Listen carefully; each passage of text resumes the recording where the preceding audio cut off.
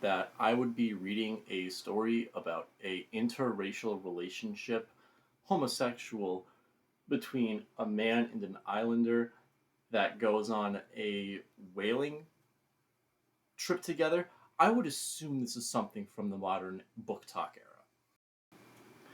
I don't know if this goes for all versions of this story, but the one I listened to, because I listened to these at work, the one I listened to opened with just 30 minutes of quotes about whales. If it was a quote that existed before the writing of this book that had the word whale or leviathan in it, Herman Melville definitely included it. He cited the Bible a couple times, and I'm not even sure if that's going to be related to the rest of the story at all. Everyone in this story just kind of behaves in such a bizarre way, if you're to ask me.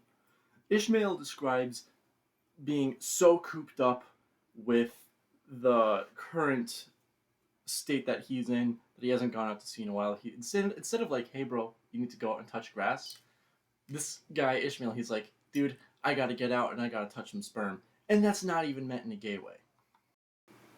In the first fourth of Moby Dick, there is a section where Ishmael, the main character, is reading to you another book about whales inside this bigger book about whales.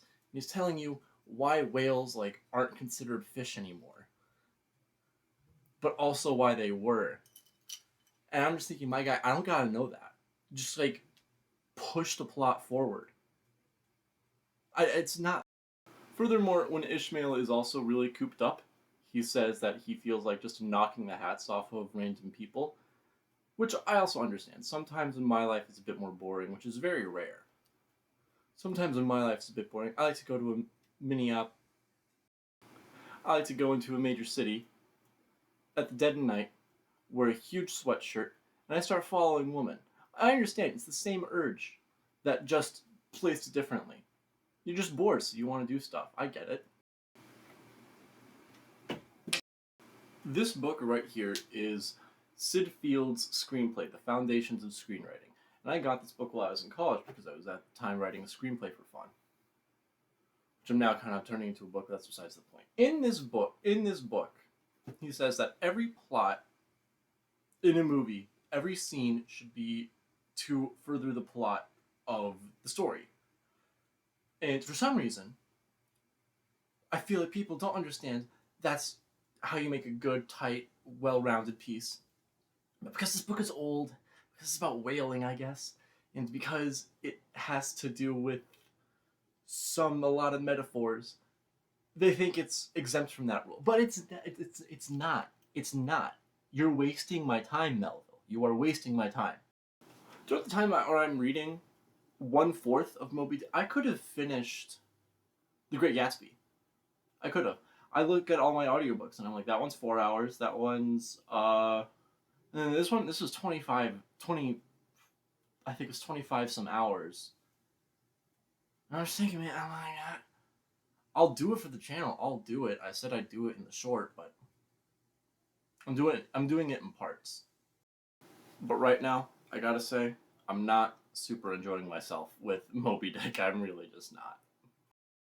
It would almost be better if it was written even longer ago in a different style of English that I couldn't really understand that much.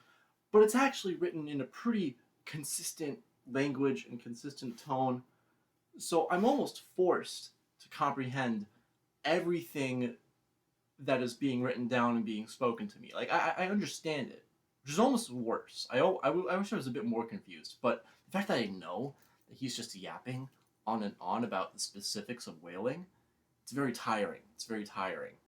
He sounds like a kid comparing WWE wrestlers to each other, but he's talking about whales. Can you imagine you're just sitting at your fast food job because you dropped out of college, and you're just sitting there putting the salami, putting the roast beef, putting everything together, and you're just hearing in your head,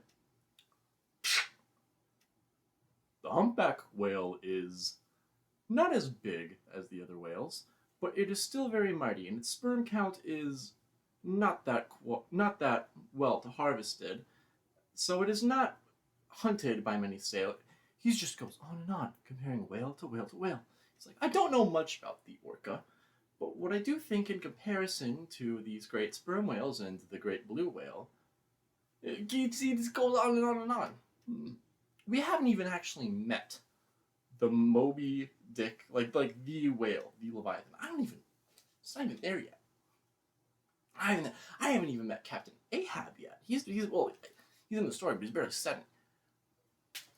I don't know. I don't know. If you would like to hear my thoughts on the rest of this book as I continue to listen to it in the glimpses of free time I get, follow the channel, like the video, I guess. I don't know. I wouldn't want to watch my reviews, but you might. So yeah. Actually, I'm going to do a thumbs down. I didn't like it.